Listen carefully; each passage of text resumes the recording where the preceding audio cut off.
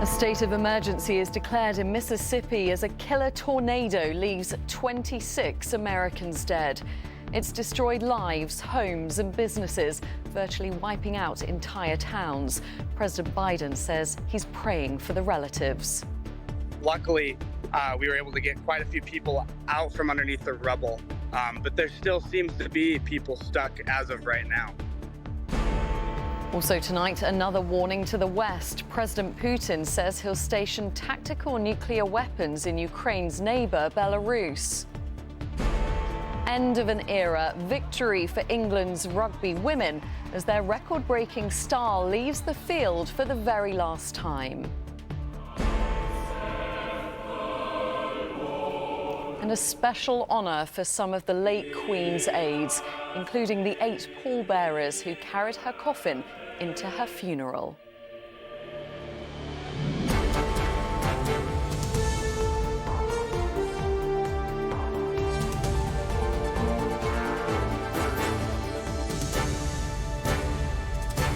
This is ITV News with Kylie Pentelow. Good evening. A tornado has all but destroyed entire towns in Mississippi and America, leaving at least 26 people dead. A state of emergency has been declared, and tonight President Biden said he was praying for the relatives of the dead and missing. He also promised to provide support for as long as it takes to recover. The devastation and wreckage is vast. Enormous piles of rubble is all that's left of lives, homes, communities and businesses. Neil Connery has the latest. It's there, big tornado, big wedge. Look at it, huge wedge. Even the storm chasers who spend their lives running towards these phenomena were blown away by the size of this one. Whoa! You see it? It's a mile wide. Oh man, like north side of Amory, this is coming in. As he watched it bear down on Amory, Mississippi, weatherman Matt Lauben could only think of one thing to say. Dear Jesus, please help them. Amen. He'd already warned his viewers their situation was life-threatening, and by morning it was clear he had been right. The tiny town of Rolling Fork was, its mayor said, simply gone, and those who raced to the scene for the purposes of filming action set aside their cameras and did what they could to help. When I got here last night as the first one here on scene, I actually had pulled multiple people out of some collapsed homes. It took multiple hours to get these people out, but luckily we were able to get quite a few people out from underneath the rubble. But there still seems to be people stuck as of right now. Reporters called it a direct hit in Rolling Fork, where the residents ran from their homes in terror. Search and rescue teams from across Mississippi poured into the area to assist the living and help retrieve the dead. We had to help dead bodies out of the house. So that is very disturbing. Like actually seeing people losing their lives over a bad weather like this. Got in the bathroom, in the tub with my wife, and all threw pillows over us, and we could hear stuff hitting the roof, a lot of trees.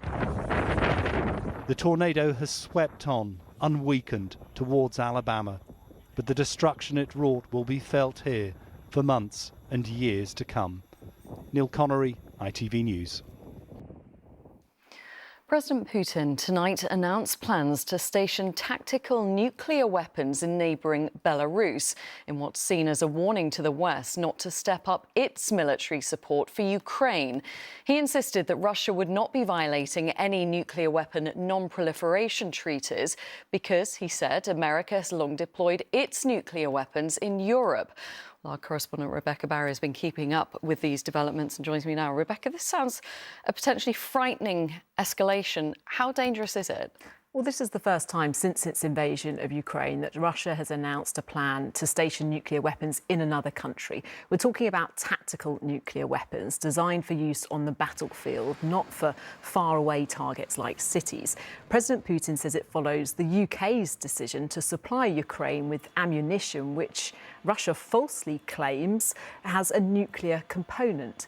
Belarus is a close ally of the Kremlin. It's been used as a staging post for troops ever since the invasion of Ukraine last year. So are we now one step closer to a nuclear conflict? Well, observers point out that Putin is well known for posturing, and of course its nuclear arsenal is a powerful reminder of its military strength. And having Russian-controlled nuclear weapons in Belarus, right next to Poland, Lithuania, Latvia, on the border of EU and NATO territory, could be a very valuable tool with which to blackmail the West. But threatening to use these weapons and actually doing so are a long way off. And I think it's significant tonight that there hasn't been any significant international reaction. There's been no knee-jerk condemnation from the West, which could in fact escalate rhetoric.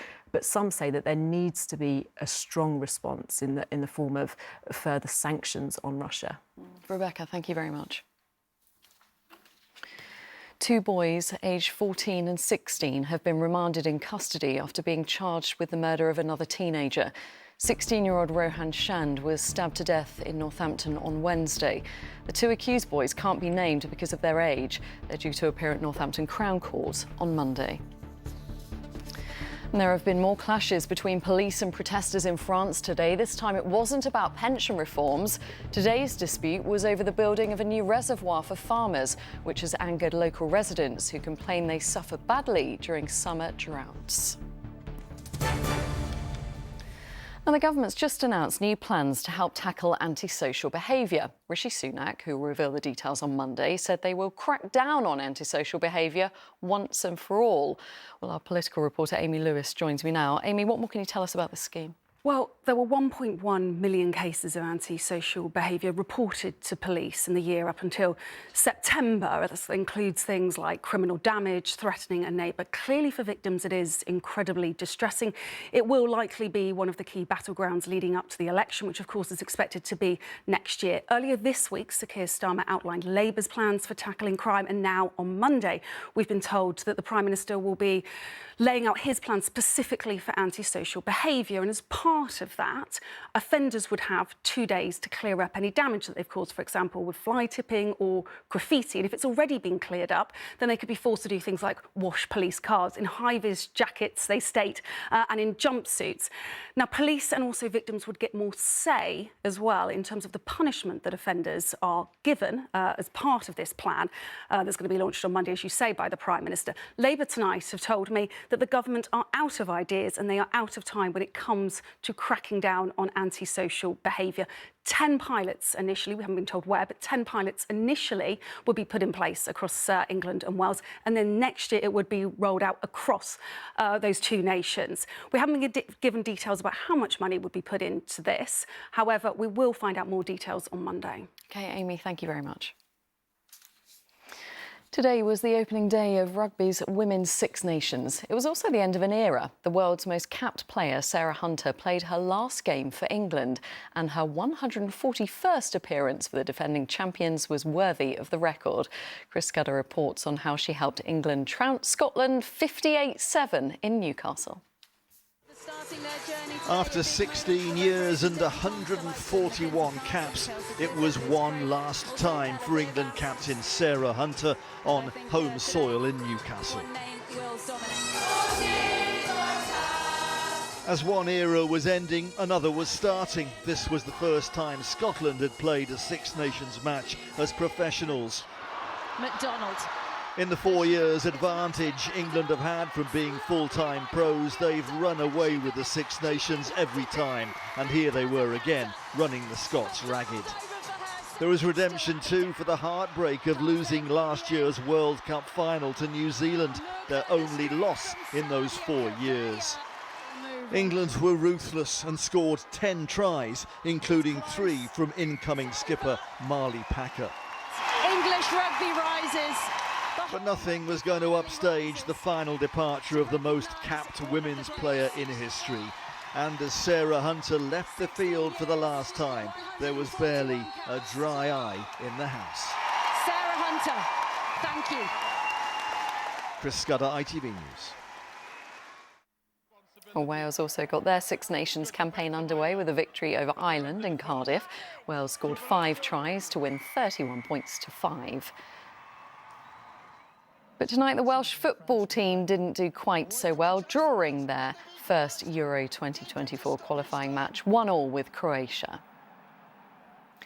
Scotland went one better though, beating Cyprus 3-0 at Hampden Park. Scott McTominay scoring twice in the final few minutes.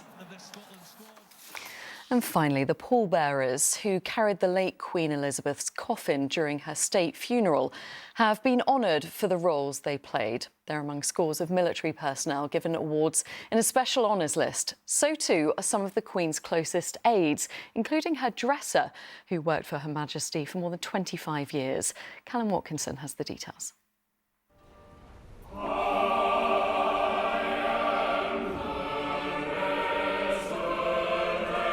With the weight of the world on their shoulders, as billions watched every step, 8 young men silently carried out their final duty for the Queen. Now the pallbearers who carried Her Majesty's coffin have been bestowed honours for their role. The King awarding them the Silver Royal Victorian Medal in recognition of their service to his late mother.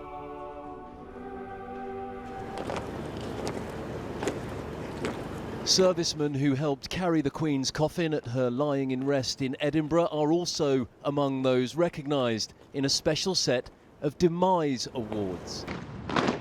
The list also includes the RAF flight crew who transported the Queen's coffin from Scotland to London. The Royal Victorian Order was created by Queen Victoria to reward people who had done a particular service to the royal family. Sometimes it would be service for many, many years, and sometimes it would be a particular service during those very moving and memorable days in September. So I think anyone who has received or will receive this award should be extremely proud of it. Angela Kelly, Queen Elizabeth II's personal dresser, seen here on the right, has been made a commander of the Royal Victorian Order. And the late Queen's stud groom, Terry Pendry, who stood beside her pony as the funeral cortege made its way into Windsor Castle, was also honoured. Callum Watkinson, ITV News.